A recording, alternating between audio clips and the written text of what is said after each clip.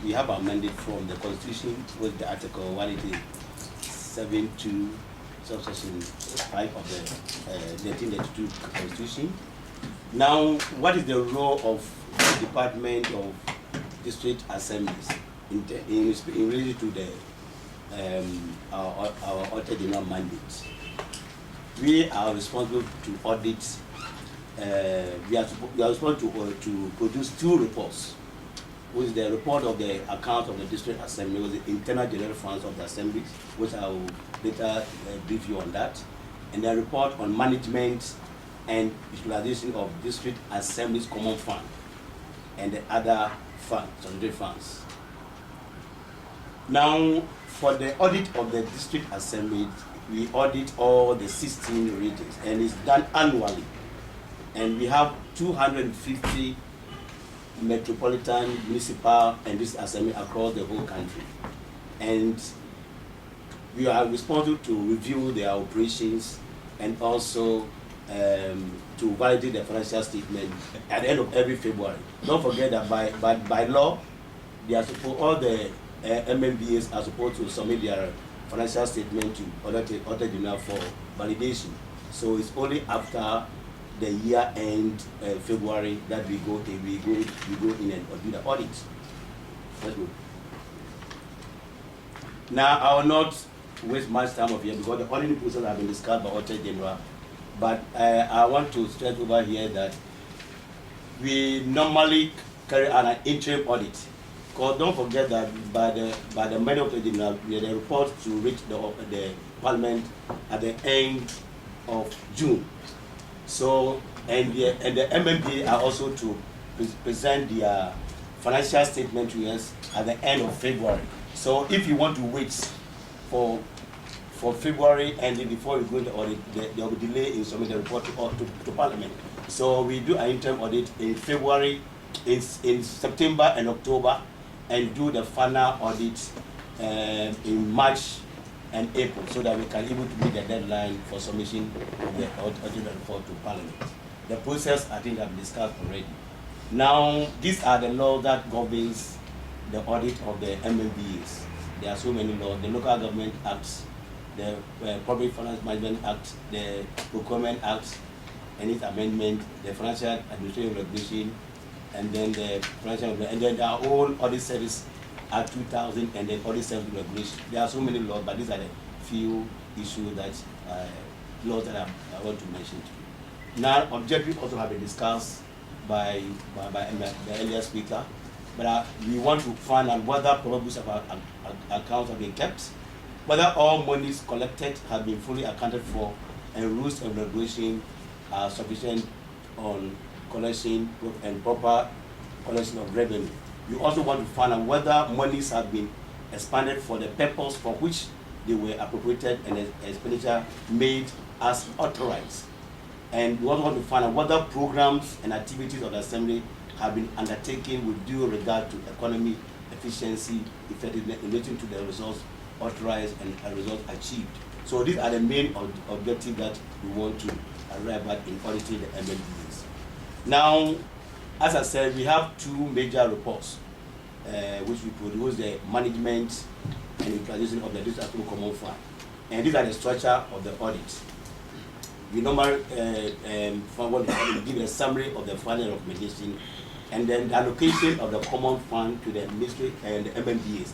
Normally, the common fund is being managed by the administrator of common fund. So they normally allocate the funds to the various MBAs. So we show how much each MMBA have received over the years. And then we also look at the irregularities and then its tables, which normally find it at the back of the report. Now, for the audit of the report on the management and utilization of on the management and utilization of the district common fund, the focus is on the district assembly common fund, which is the statutory funds for allocation of various funds to the various MMBAs. And now, and don't forget that for the common fund, it's only meant for fiscal development activities. It's not meant for recurrent. So we in the audit, we want to find out whether they are using the funds for capital development.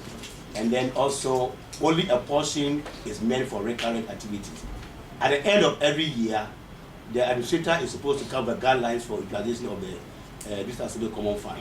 And the guideline will specify what the money is meant for. But a greater part of the money, about 80%, is meant for fiscal development activity. So the audit, our audit, we want to find out whether we are utilizing the fund according to the guidelines of the administrator of the Common Fund.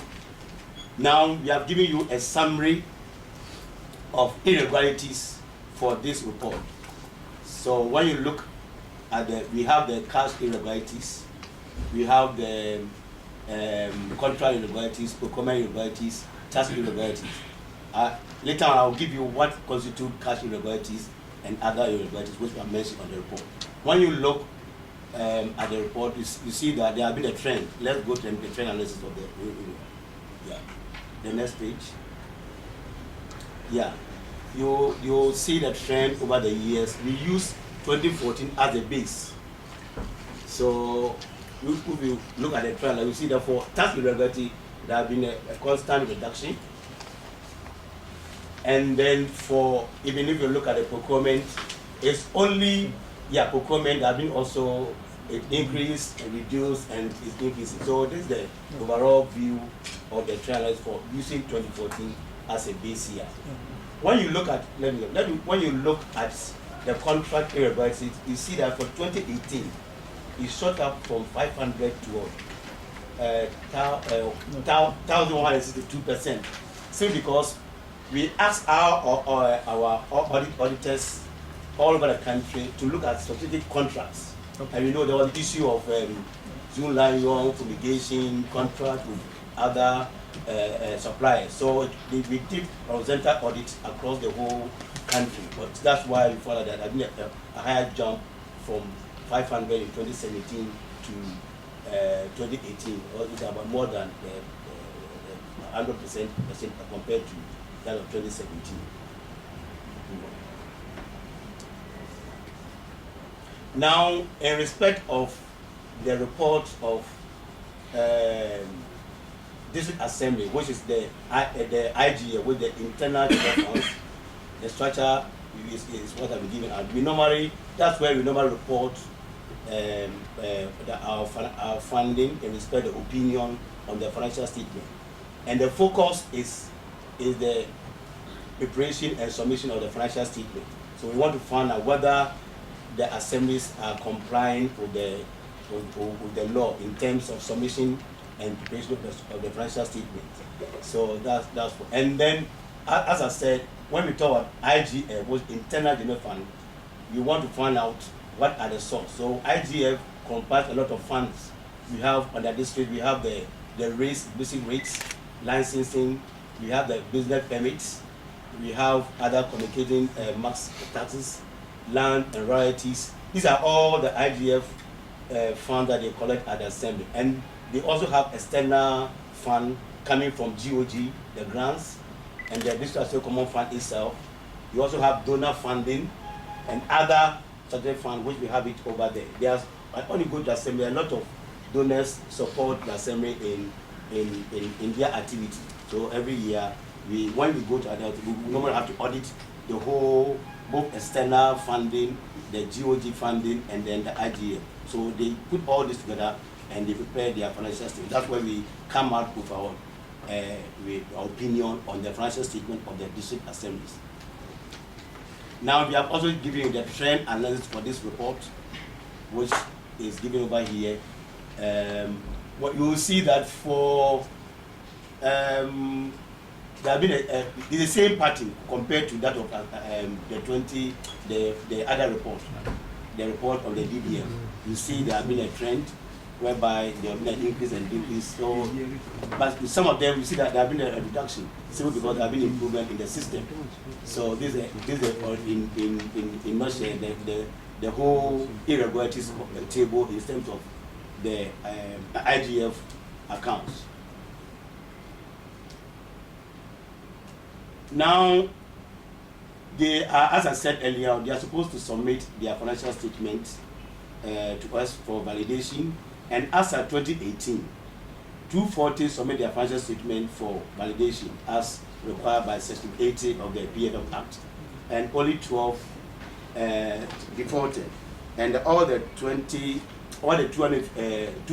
we were able to issue unqualified opinion. All of them, as Eddie said, all of them meet the standard requirement that the account show true and fair view, and there was no exception to that.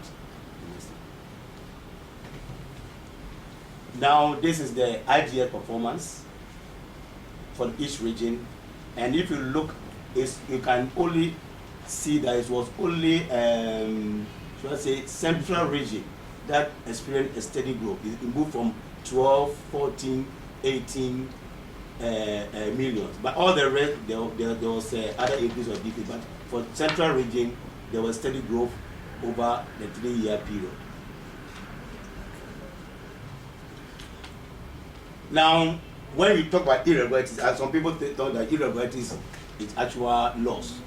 So when you talk about, there are various types of irregularities. We have cash irregularities.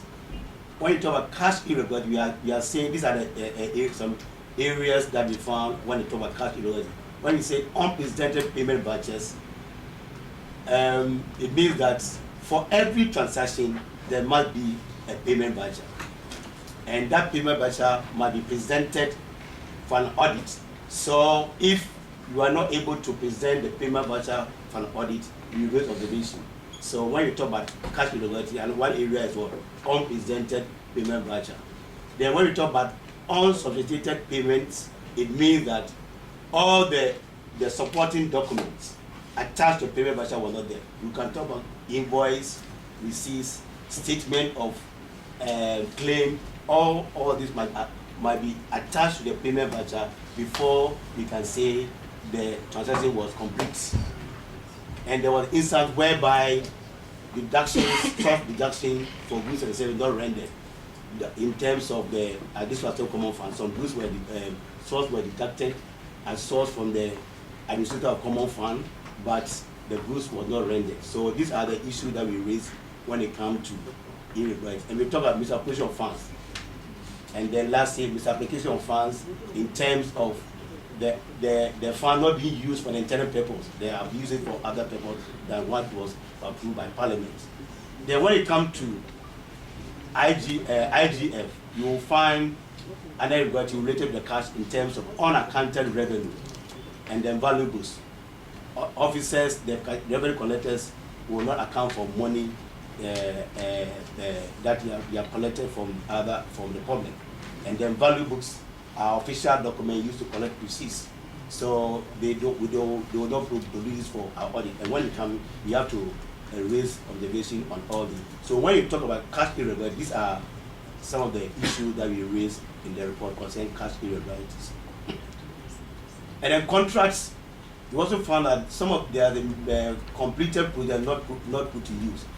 Some of the projects have been completed, but they're not put to use due to so many reasons. Some of them there was lack of consultation with the stakeholders. Some of them because of they didn't plan for utilities. So the structure is there, but yet that there's certain amenity to be put in place before we can put to use. So these are the issues that we raise when you find this report. And all these issues you can, when you go to the report, you will see some of these issues. And then we have abandoned projects. Some projects have been abandoned for so many years, 5 years, 6 years, 10 years, which we thought is a loss to the states. And we recommended that those projects might be abandoned. Because there's a guideline that then abandoned projects or unprofitable might be continued before a new one are done. So these are the areas that we normally discuss and bring the report to the Parliament for the attention of management. Now, tax irregularities, we are talking about deduction of withholding tax and then tax deducted but not remitted. By law, you are supposed to deduct a certain percentage for any goods and services. So if you don't deduct, then we have to raise objection for that. And the same thing, if you deduct and you don't remit it to Ghana Revenue Authority, we have to raise on it. So these are some of the tax irregularities that we noted during the course of the audit for the two reports.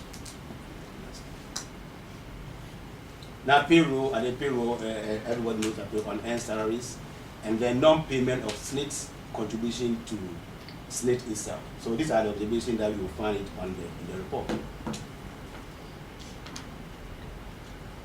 Now, most of the cost of irregularity was due to poor supervision by the management itself and weak monitoring by the various officers, and then non-compliance with the regulations and non-imposition of sanction to serve as a deterrent to others. Normally, we think that if there's imposition of sanction by management, it will serve as a deterrent to others, but the same people will be the management will not impose sanction on them, and that one is not deterrent others to prevent them from serving them. Yeah, these are the challenges that we normally face, because we find that some officials responsible for instituting and enforcing controls often perceive over irregularities. And then there are also the ineffective oversight by the audit committee. Every MMDA are supposed to establish an audit committee, but some of them are not working effectively to achieve the purpose which was established. And then we have the internal audit is also perform its role well, because we believe that if they are all perform their role well, then there will be proper controls, and then it reduces all these irregularities that we have mentioned earlier on. Then most of the, particularly the MFDAs, depend solely on the external funding. Most of them, their IGF is very low, and because they can't achieve most of their activities. Social responsibility mechanism to hold management accountable, not fully operational. F&A subcommittee of the Assembly not exercising effective oversight. Every MMB is supposed to have F&A subcommittee which is responsible for oversight of the revenue, but they are not performing that function, and it's not helping the Assembly. Now we have a challenge in terms of the GIFMIS, that the Ghana Integrated Financial Management which have been installed all over the assemblies, but some of them are not using it, which we will find it. We raised the issue up at the report of the district assemblies. So these are some of the challenges that we face, or the assembly face, when it comes to the audit of the district assemblies. Now the way forward, we are proposing that there must be a collaboration between the DPs, which they have started. The DP is supporting the audit service in so many areas in the performance audits, and we believe that that one will go a long way to bring the issue to bear. Now there's also a horizontal audit which we have started, and which now we are looking at horizontal audit for infrastructure, revenue, collection in that regard. And now we are also saying that we must find a way of bringing all opinion leaders together to hold management of the assembly accountable. I think the idea of government having the public people's forum, yeah, but they have started at the national level, but it hasn't trickled down to the assembly. I think last 2 years the World Bank sponsored audit service and performance audit, whereby the report was disseminated at the district level, and all the opinion leaders and all the citizens were there to ask questions concerning that area. So we think that going forward, if this won't be done, then we can hold management of the assembly accountable for the benefit of the whole country. On this note, I want to thank you for your attention.